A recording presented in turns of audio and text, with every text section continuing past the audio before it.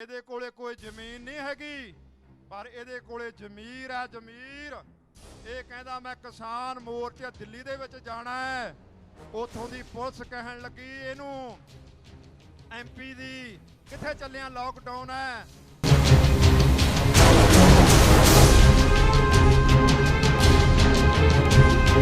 ਤਾਂ ਉਹਨਾਂ ਨੇ ਕੀ ਕਰਿਆ, ਇਸ ਗਰੀਬ ਉੱਤੇ ਡਾਂਗਾ ਚਲਾਈਆਂ, ਮਾਰ ਮਾਰ ਡਾਂਗਾ ਇਹਦਾ ਪਿੰਡਾਂ ਸੇਕਤਾ। ਆ ਦੇਖੋ ਕਿਵੇਂ ਇਹਦੇ ਬਾਹਾਂ ਦੇ ਉੱਤੇ ਟਾਂਕੇ ਲੱਗੇ ਹੋਏ ਨੇ, ਬਾਹਾਂ ਪਾੜਦੀਆਂ।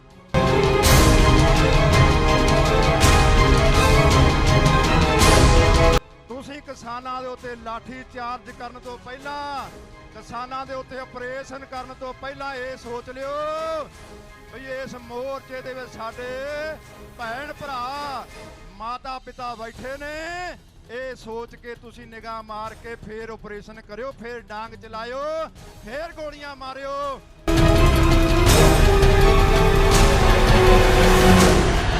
ਫੌਜ ਦੇ ਵਿੱਚ ਕੋਈ ਬ੍ਰਾਹਮਣ ਨਹੀਂ ਹੈਗਾ, ਬ੍ਰਾਹਮਣਾਂ ਦੀ ਕੋਈ ਰੈਜੀਮੈਂਟ ਨਹੀਂ ਹੈ, ਸਾਰੀ ਸਾਡੇ ਕਿਸਾਨਾਂ ਤੇ ਮਜ਼ਦੂਰਾਂ ਦੇ ਲੋਕਾਂ ਦੀਆਂ ਰੈਜੀਮੈਂਟਾਂ ਨੇ। ਇਹ ਲੋਕ ਸਾਡੇ ਧੀਆਂ ਭੈਣਾਂ ਦੀ ਆਬਰੂ ਇੱਜ਼ਤ ਨੂੰ ਹੱਥ ਪਾਉਂਦੇ ਨੇ, ਤਾਂ ਅਸੀਂ ਚੁੱਪ ਨਹੀਂ ਬੈਠਾਂਗੇ।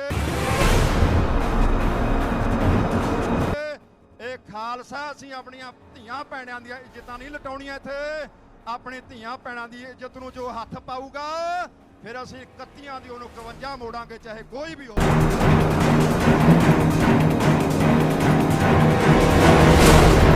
ਇਹ ਤਾਂ ਹੀ ਲੋਟ ਆਉਣਗੇ, ਚਾਂਬਲੇ ਫਿਰਦੇ ਨੇ। ਮੈਂ ਸਰਕਾਰ ਨੂੰ ਚੇਤਾਵਨੀ ਵੀ ਦਿੰਦਾ, ਕਿਤੇ ਮਤ ਭੁਲੇਖਾ ਰੱਖੀ। ਇਹ ਤਾਂ ਉਹ ਨੇ ਜੇ ਮਰ ਵੀ ਜਾਣ, ਸਿਰ ਵੀ ਵੱਡੇ ਜਾਣ, ਫੇਰ ਵੀ ਲੜਦੇ ਨੇ। ਗੁਰੂ ਰੂਪ ਗੁਰੂ ਖਾਲਸਾ ਸਾਧ ਸੰਗਤ ਜੀ, ਸਾਰੇ ਗੱਜ ਕੇ ਬੁਲਾਓ ਫਤਿਹ। ਵਾਹਿਗੁਰੂ ਜੀ ਕਾ ਖਾਲਸਾ, ਵਾਹਿਗੁਰੂ ਜੀ ਕੀ ਫਤਿਹ। ਜੋ ਕੱਲ ਤੋਂ ਖਬਰਾਂ ਆ ਰਹੀਆਂ ਨੇ ਬਈ ਸਰਕਾਰ ਨੇ ਜਿਹੜਾ ਇਹ ਮੋਰਚਾ ਇਹਨੂੰ ਚੁਕਾਉਣ ਵਾਸਤੇ ਆਪਰੇਸ਼ਨ ਕਲੀਨ ਸ਼ੁਰੂ ਕਰਤਾ ਹੈ। ਉਹਨਾਂ ਨੇ ਦੱਸਿਆ ਵੀ 1 ਹਫ਼ਤੇ ਦੇ ਅੰਦਰ ਅੰਦਰ ਅਸੀਂ ਕਿਸਾਨਾਂ ਨੂੰ ਇੱਥੋਂ ਪਹਿਲਾਂ ਰਜਾਬੰਦੀ ਨਾਲ ਕਹਾਂਗੇ, ਜੇ ਨਾ ਇਹ ਉੱਠੇ ਫਿਰ ਇਹਨਾਂ ਨੂੰ ਜ਼ਬਰਦਸਤੀ ਖਦੇੜਿਆ ਜਾਵੇਗਾ। ਹੁਣ ਸਮਾਂ ਮੰਗ ਕਰਦਾ ਹੈ ਏਕਤਾ ਦਾ। ਅਸੀਂ ਕਿਸਾਨ ਸੰਯੁਕਤ ਮੋਰਚੇ ਦੇ ਨਾਲ ਨਿਹੰਗ ਸਿੰਘ ਜਥੇਬੰਦੀਆਂ ਚਟਾਨ ਵਾਂਗ ਖੜੇ ਆ। ਜਿਹੜਾ ਨੌਜਵਾਨ ਹੈ ਉਹ ਵੀ ਨਾਲ ਖੜੇ, ਤੇ ਮੈਂ ਬੇਨਤੀਆਂ ਕਰੂੰਗਾ ਸਾਰੇ ਨੌਜਵਾਨਾਂ ਨੂੰ, ਬਈ ਅਸੀਂ ਇੱਥੇ ਸ਼ਹੀਦ ਹੋ ਜਾਾਂਗੇ ਪਰ ਮੋਰਚਾ ਨਹੀਂ ਛੱਡਾਂਗੇ। ਤੇ ਆਓ ਘਰਾਂ ਦੇ ਵਿੱਚੋਂ ਨਿਕਲੋ। ਜਿਸ ਤਰ੍ਹਾਂ ਪਹਿਲਾਂ ਸਰਕਾਰਾਂ ਦੇ ਜਿਹੜੇ ਆਪਣੇ ਉੱਤੇ ਚਾਲਾਂ ਚੱਲੀਆਂ ਨੇ, ਆਪਾਂ ਨੇ ਉਹਨਾਂ ਨੂੰ ਫੇਲ ਕਰ ਦਿੱਤਾ ਹੈ।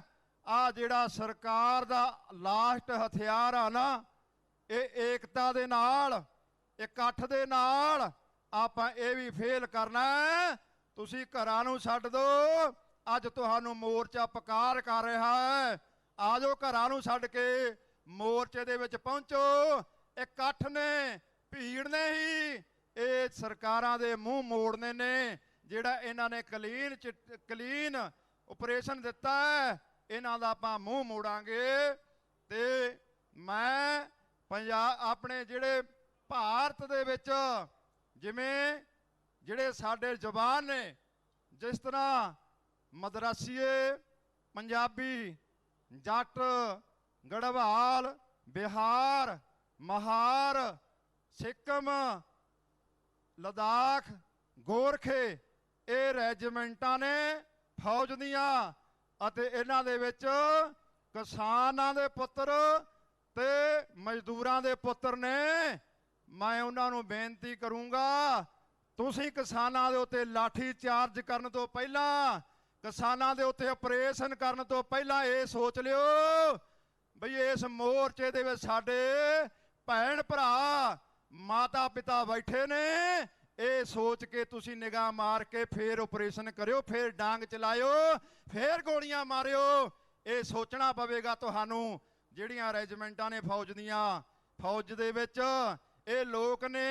अते गुरमुखो मैं दसना चाहुंदा फौज दे विच कोई ब्राह्मण नहीं हैगा, ब्राह्मणां दी कोई रैजीमेंट नहीं है। सारी साडे किसानां ते मजदूरां दे लोकां दियां रैजीमेंटां ने।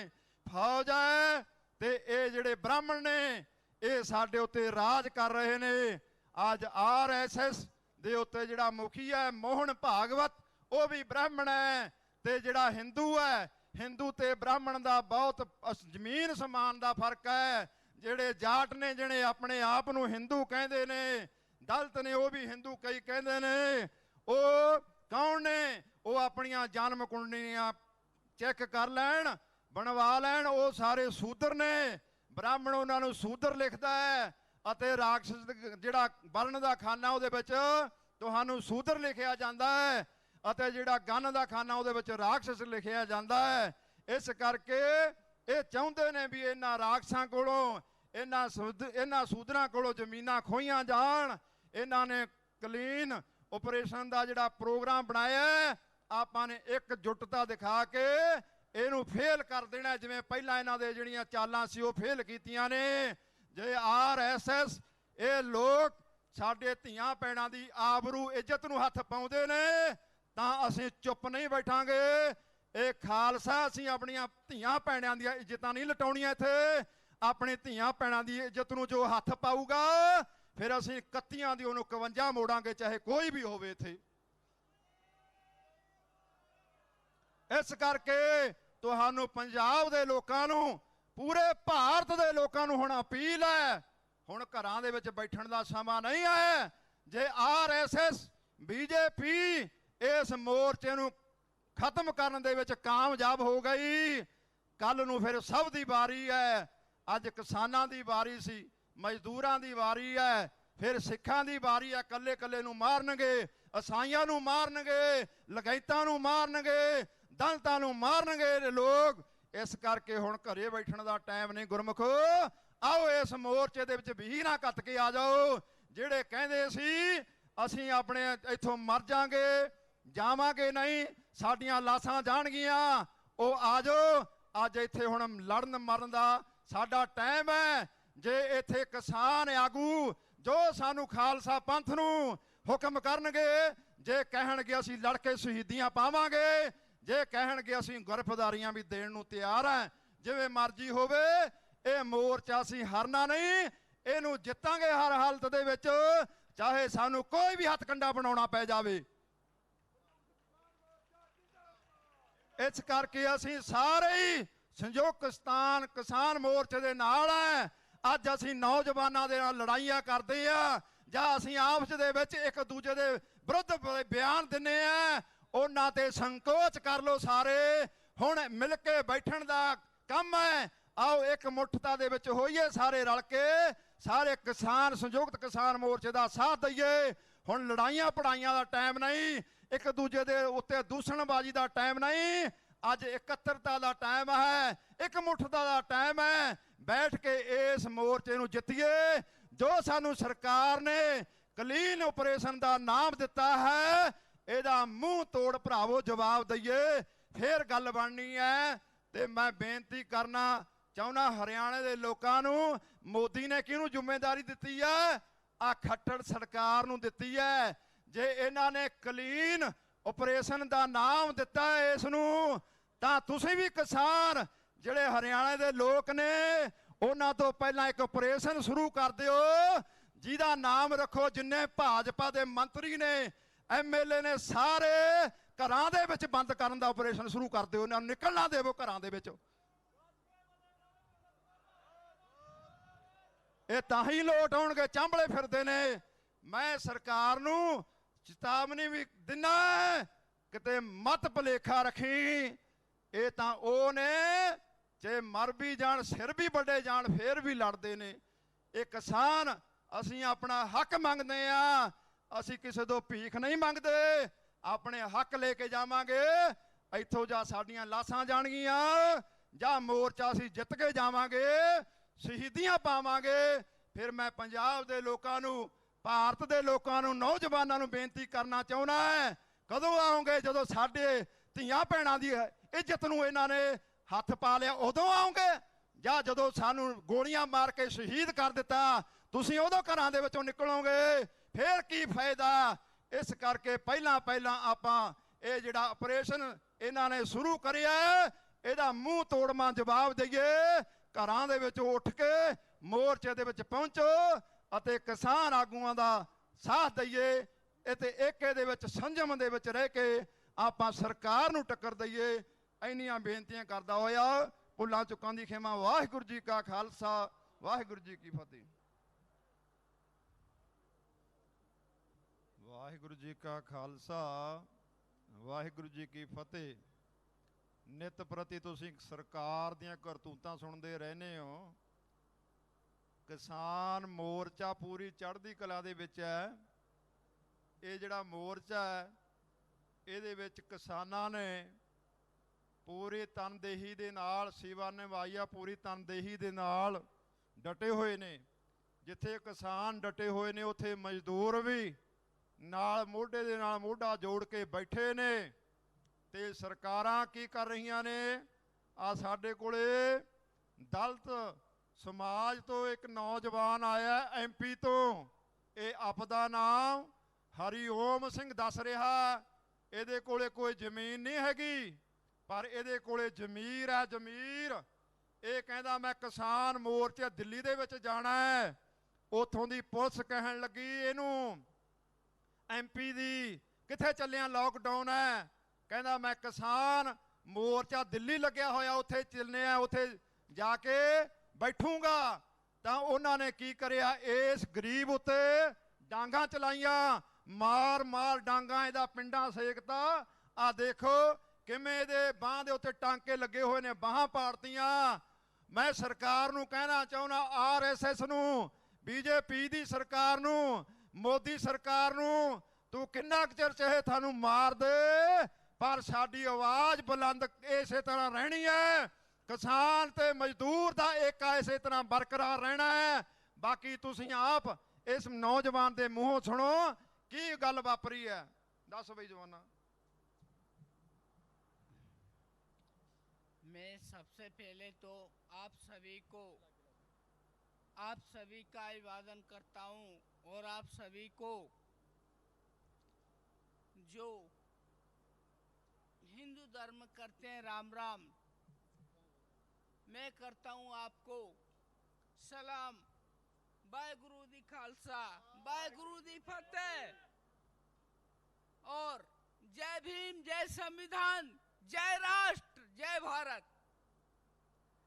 लेकिन मैं जब निकला घर से, तो मैं इसलिए नहीं निकला था कि मुझे पुलिस मारेगी या कोई दारू वाला मारेगा। मैं गुना जंक्शन पे आया तो वहाँ पे मुझे पहले तो एक दारू वाला मेरे को गाली दिया। मैंने उसको चाटा मारा। मैं झूठ नहीं बोलूँगा, या जो बोलूँगा सत्य बोलूँगा आप लोगों के सामने। जब वो मुझे मेरी माँ बहन की गाली बकेगा तो मैं क्या करूँगा उसको मैंने चाटा मार दिया।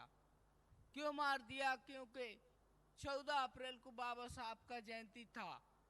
सरदार भगत सिंह का विचार मैंने वहाँ पे रखा था।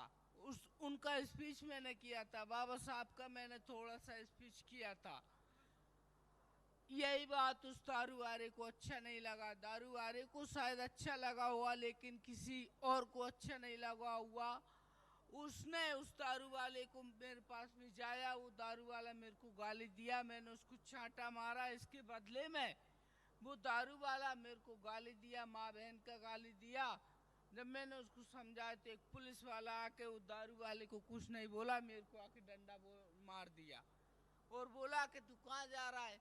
तो मैं बोला कि मैं किसान आंदोलन में जा रहा हूँ। क्यों जा रहा है?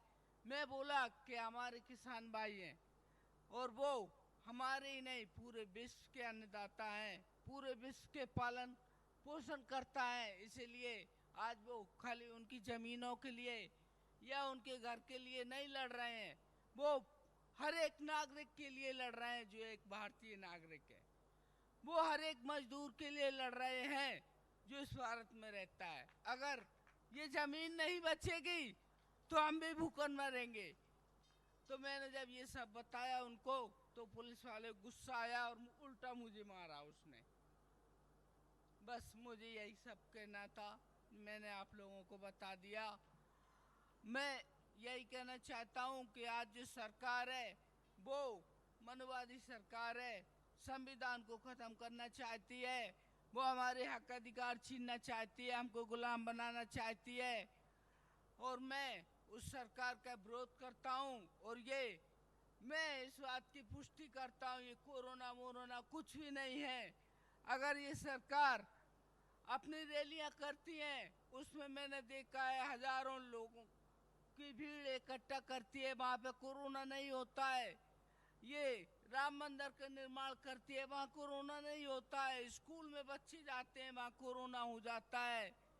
बाबा साहब की जयंती मनाती है, वहाँ कोरोना हो जाता है। कोई आदमी, हमारे अन्नदाता यहाँ पे अपनी जमीनों को बचाने के लिए बैठे हैं, जो इन्होंने ये 3 कृषि कानून जमीनों को छीनने के लिए बनाए हमारे विश्व के अन्नदाता को, उनको कोई प्रोटेस्ट या उनका समर्थन करने के लिए जाता है तो उनको लाठी से मारा जाता है या बोलते हैं कोरोना है, लॉकडाउन है। मैं नहीं मानता इन चीज़ों को, ये सरकार का षड्यंत्र है। और इसलिए मैं इस सरकार को बिल्कुल भी एक गरीब मजदूर या हमारे किसानों का हितैषी नहीं मानता हूँ। ये सरकार बहुत निकम्मी सरकार है। बस मैं आप लोगों को धन्यवाद देना चाहता हूँ। आपने मुझे अपना हमदर्द समझा और आपने मुझे अपना बेटा समझा, मुझे यहाँ बोलने का मौका दिया। आपका बहुत बहुत धन्यवाद, बहुत बहुत आभार। मुर्दाबाद मुर्दाबाद। ਹੁਣ ਦੇਖ ਲਓ ਭਾਈ ਗੁਰਮਖੋ, ਪੰਜਾਬ ਦੇ ਵਾਸੀਓ, ਪੂਰੇ ਭਾਰਤ ਦੇ ਵਾਸੀਓ, ਕਿਸਾਨ ਲੋਕੋ, ਇੱਕ ਗਰੀਬ ਜਿਹੜਾ ਡਾਂਗਾਂ ਖਾ ਕੇ ਪੁਲਿਸ ਦੀਆਂ ਕੁੱਟ ਖਾ ਕੇ ਵੀ ਆ ਅੰਦੋਲਨ ਦੇ ਵਿੱਚ ਪਹੁੰਚ ਗਿਆ ਵੀ ਮੈਂ ਕਿਸਾਨ ਅੰਨਦਾਤੇ ਦਾ ਸਾਥ ਦਊਂਗਾ, ਕੁੱਟ ਖਾ ਲਈ, ਬਾਹਾਂ ਪੜਵਾ ਲੀਆਂ, ਉਹ ਤੁਹਾਡੀ ਜ਼ਮੀਰ ਕਦੋਂ ਜਾਗੂਗੀ? ਤੁਸੀਂ ਬਿਨਾਂ ਕੁੱਟ ਖਾਏ ਤੋਂ ਬਿਨਾਂ ਐਸ ਆਰਾਮ ਦੀ ਜ਼ਿੰਦਗੀ ਪੰਜਾਬ ਦੇ ਵਿੱਚ ਬੈਠੇ, ਪੂਰੇ ਭਾਰਤ ਦੇ ਵਿੱਚ ਬੈਠੇ ਜਿਉਂਦੇ ਹੋ, ਚੜ੍ਹਦੀ ਕਲਾ ਦੇ ਵਿੱਚ ਬੈਠੇ ਹੋ, ਤੁਹਾਨੂੰ ਸ਼ਰਮ ਨਹੀਂ ਆਉਂਦੀ? ਤੁਹਾਨੂੰ ਇਹ ਨਹੀਂ ਲੱਗਦਾ ਵੀ ਅਸੀਂ ਜਾ ਕੇ ਆਪਣੇ ਕਿਸਾਨ ਭਰਾਵਾਂ ਦੇ ਨਾਲ ਬੈਠੀਏ? ਇਸ ਨੌਜਵਾਨ ਦੀ ਜ਼ਮੀਨ ਨਹੀਂ ਪਰ ਇਹਦੀ ਜ਼ਮੀਰ ਹੈ। ਸਾਡੇ ਲੋਕਾਂ ਦੀਆਂ ਅੱਜ ਜ਼ਮੀਰਾਂ ਮਰ ਚੁੱਕੀਆਂ ਨੇ। ਜਿਹੜੇ ਤੁਸੀਂ ਸਿਆਸੀ ਪਾਰਟੀਆਂ ਦੇ ਜਿਹੜੇ ਇਕੱਠ ਨੇ ਉਹ ਲੱਖਾਂ ਦੇ ਕਰ ਰਹੇ ਹੋ, ਪਰ ਆ ਜਿਹੜਾ ਸਾਡਾ ਕਿਸਾਨ ਅੰਦੋਲਨ ਦਾ ਇਕੱਠ ਹੈ, ਇੱਥੇ ਚੰਦ ਬੰਦੇ ਅਸੀਂ ਬੈਠੇ ਹਾਂ, ਸਾਡਾ ਜਿਹੜਾ ਸਿਰ ਹੈ ਸ਼ਰਮ ਨਾਲ ਝੁਕ ਜਾਂਦਾ ਹੈ।